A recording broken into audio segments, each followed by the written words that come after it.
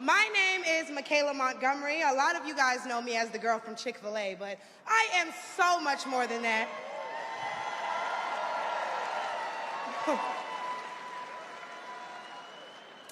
Not only do I serve as the CEO of Conserve the Culture, I am also the state director for Blexit down here in Georgia. I'm a Fulton County coordinator for America First Works, and I'm also launching a podcast on the Patriots Prayer Network, so put some respect on my name.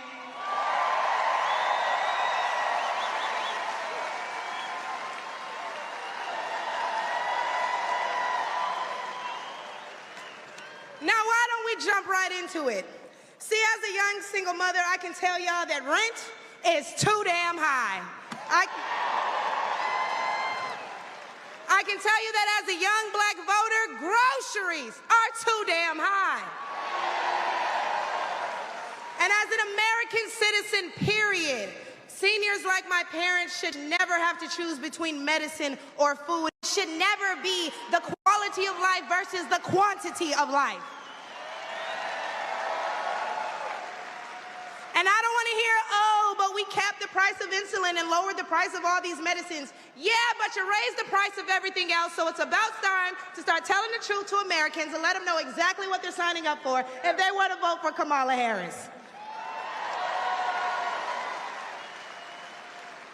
We need to vote based on facts and not feelings. See, under Harris and Biden, the average Georgia household is losing $1,060 per month, and inflation is at 21.4%.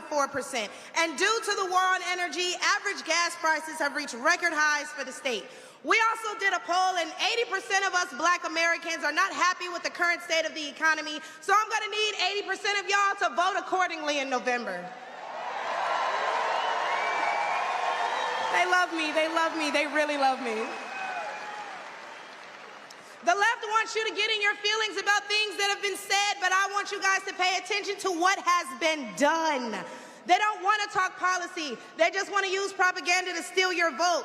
The left is trying to tout this woman as a savior for the black community, but all she's done is hurt the black community since she came into the game.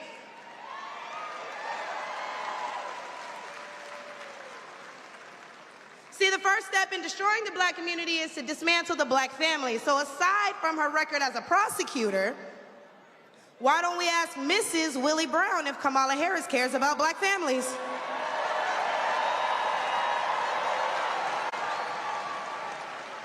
I wonder if Mrs. Willie Brown, a black woman, is also with her.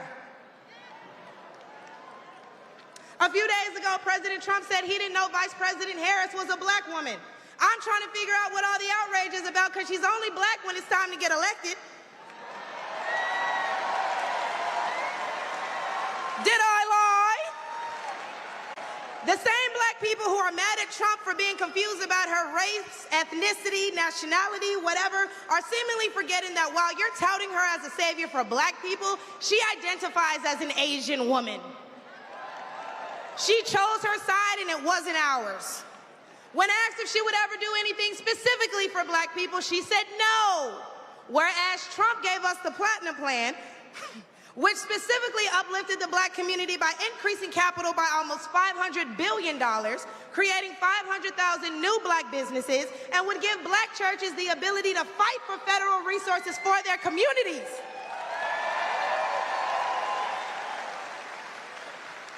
And why are we acting like strong borders aren't a thing literally everywhere else in the world? Since when has being patriotic been a crime? See, a few weeks ago at the debate, Trump mentioned black jobs, and a lot of people got in an uproar as if they didn't know what he meant. Well, we go to the polls and cast our black vote. We go to the stores and spend our black dollar. We live in our black community, but for whatever reason, we draw the line at a black job. Oh, but wait, because if you're wondering what a black job is, please, I encourage you all to drive through Atlanta at all these beautiful black-owned businesses and check and see who works there. Probably a black person working for a black entrepreneur, recycling the black dollar, creating black generational wealth.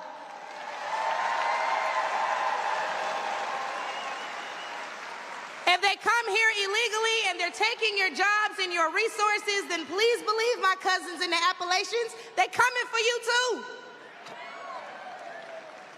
And y'all know Kamala Harris has yet to say Laken Riley's name.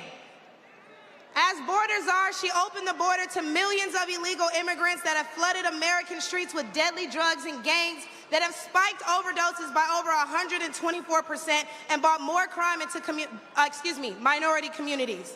So how's that for black folks? But let's take race out of it. Just as a woman, period. How can you be a champion for women's rights when you're taking away opportunities from biological women and giving them to transgendered ones?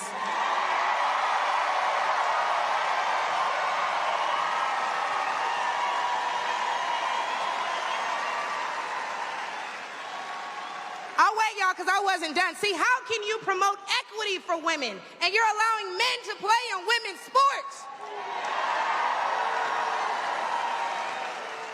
And what kind of feminist would still allow men to enter their sacred spaces, i.e. our bathrooms and school locker rooms?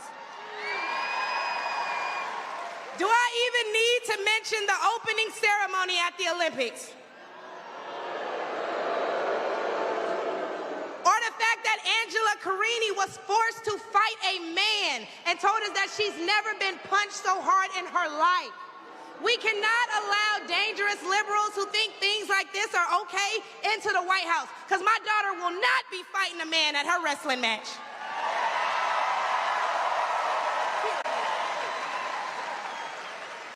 And what I think both men and women can agree on is that national security is important. So who would y'all rather see lead us into war if it were so to happen?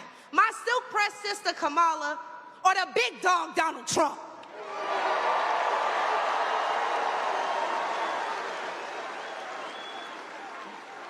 And lastly, I could not get up here without mentioning my farmers, the backbone of this country. And aside from the Biden-Harris administration hurting you guys in ways we can't even comprehend by the rising cost of everything, black farmers suffered even more due to the delays associated with the Inflation Reduction Act signed in 2022. Now, don't let the Biden-Harris administration fool you, because they waited until the 9th hour to sign off on disbursements as a last-minute attempt to garner support. But why would they hurt the agricultural industry? Probably because they're looking forward to making more money in the pharmaceutical one. And speaking of pharmaceuticals, because I promise I'm gonna wrap this up, when they bring up abortion and they talk about protecting your medical freedoms, don't be afraid to mention COVID.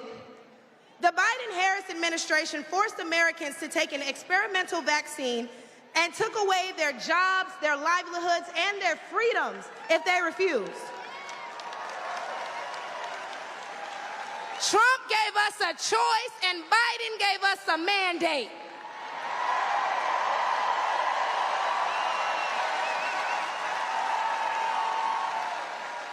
Hey, y'all, because I'm about to kill him with this one. So the next time the left wants to tell you that, hey, abortion is a right and you need to protect your medical freedoms, remember that they took those freedoms away from men and women the second they got in office, and there's nothing stopping them from doing it again.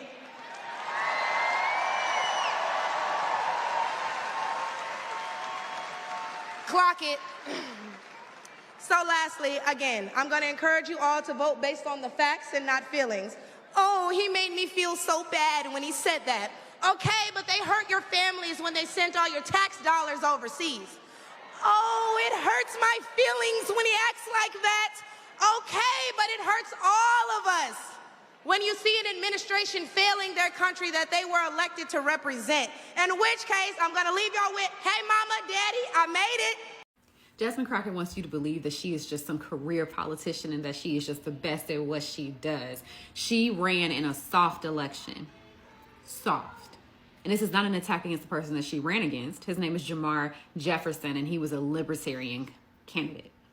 We all know typically the libertarian candidates take the least votes in most all elections. People do not typically vote for libertarians. We barely even know what the heck they do.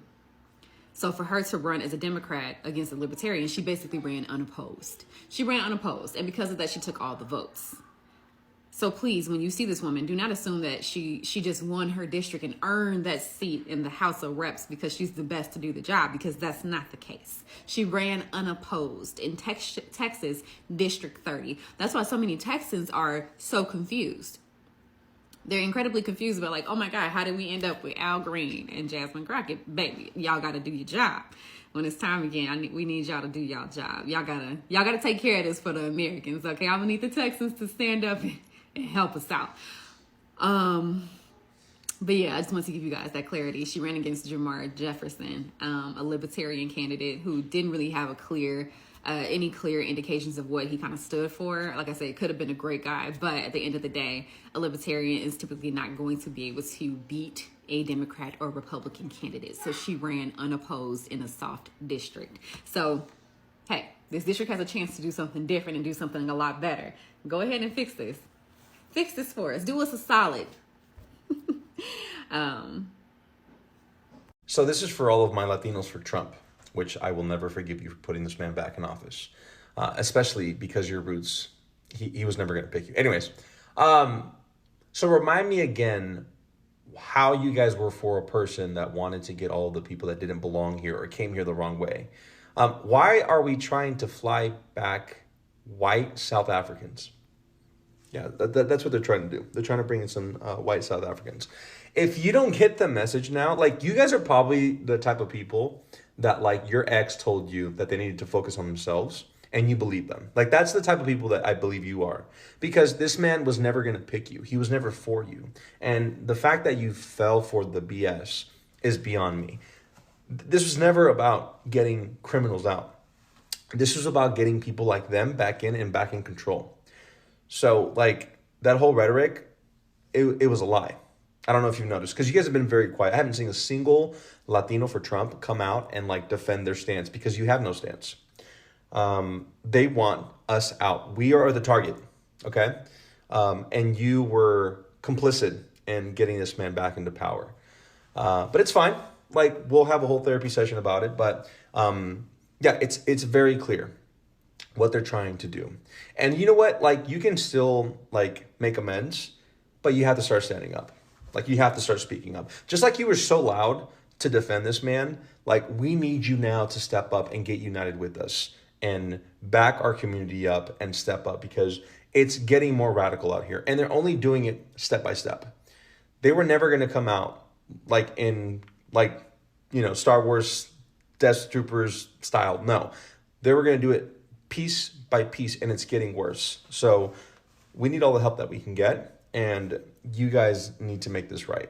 I don't think a lot of you realize how much you sound like white Americans when you say things like this. So just because my family immigrated to the United States means that I cannot have an opinion about the United States and their election. And what's even crazier is a lot of you wielding identity politics against other Black creators. That I cannot have an opinion about this country that has wreaked havoc on the region that I'm from. Do you know how absurd it is to make the claim that a Black person who is not from the United States should not speak on the United States election is? The United States affects every single country on this globe, especially Black, resource-rich country. God forbid a Haitian person makes their opinion known, which they have every single right to critique, seeing as how the United States completely ruined their country. And is the biggest reason why people in Haiti have no future, no food, no hope. The United States election does not only affect Americans. Always keep in mind the US is only 5% of the world's population. But due to their imperialistic goals, they have wreaked havoc on the world. And so it doesn't matter where anyone is from. If you are someone who has been a victim of US imperialism, you have every right to speak about the US elections. So I'm coming for Latinos for Trump every day, every time. When I can, I'm doing it. Because the Republican budget plan just came out. And where's the no tax on tips? Not there. Where's the no tax on overtime? Not there. No tax on income? Not there either. You know what is there? Tax cut for the rich. Lowest there's ever been. But you bozos who kept screaming that he was going to do so much for the economy, that he was a businessman. He's a scammer. And we tried to tell you that he was not for you. Okay, so that just goes to show you, and I hope you're going to learn so many lessons, and they're going to be difficult ones. And we're not going to hold your hand while you learn them. All right? Te calmas o te calmo, like at 100. So you guys enjoy this. Have fun with that. Hey, y'all, did y'all know that only a president can inflict martial law? But he needs just cause to do that. But did you also know that only he can take martial law off the table? So that means he can keep martial law on for as long as he see fit. So in 2 years, when we want to vote these spineless ass congressmen out of office and put people in there that'll stand up to him, that's if he lasts 2 years, that he can still say we under martial law. And during martial law, there's no elections going on. You can't do elections during martial law. So he's trying to bait black people to go out there and do violence and protest so he can say, oh, martial law, so it won't be no elections. Then that motherfucker can stay in there forever. In 4 years, he can say, oh, we're still under martial law. That's what he's trying to do. So I'm going to keep putting videos out there and say, black people, stay in the house. The system been doing us wrong for so fucking long, and now the system needs us for violence. It needs our attitude. It needs our violence. It needs us to get angry. So they trying to release people that they know will make us angry. So just stay angry and just stay sitting. Because by doing nothing, we're disrupting this natural flow of America. America is being disrupted. Because without black people doing what we do best, the system is breaking down. And not to mention Trump breaking down the system by his damn self, but it needs us. So we ain't gonna give him what he wants. Release them all. That's all I say. We still ain't gonna do nothing. They'll probably get theirs in the street, but we ain't gonna do nothing. We ain't gonna go out there. We're sitting down and doing nothing because right now we're fucking winning this shit. And we could play the long game. We've been playing this game since America started. We can start this game over again. Yep. I'm off. I'm deporting myself before I get deported. I'm going home. I'm going home. I'm going home. Guys, please, please, please, please, please wish me good luck. Because I've been threatened on this app many times that I'm illegal, I'm going to get deported. I don't have to wait to be deported. I will use my 2 legs and boom, vamos, I'm out. Should be you guys have peace now. I've left the country. I deported myself. Happy now? Okay, watch out. We'll be more than happy to help, and for those customers who have already ordered assistance to leave the aircraft, please do remain seated until the aisle around you is clear, and as always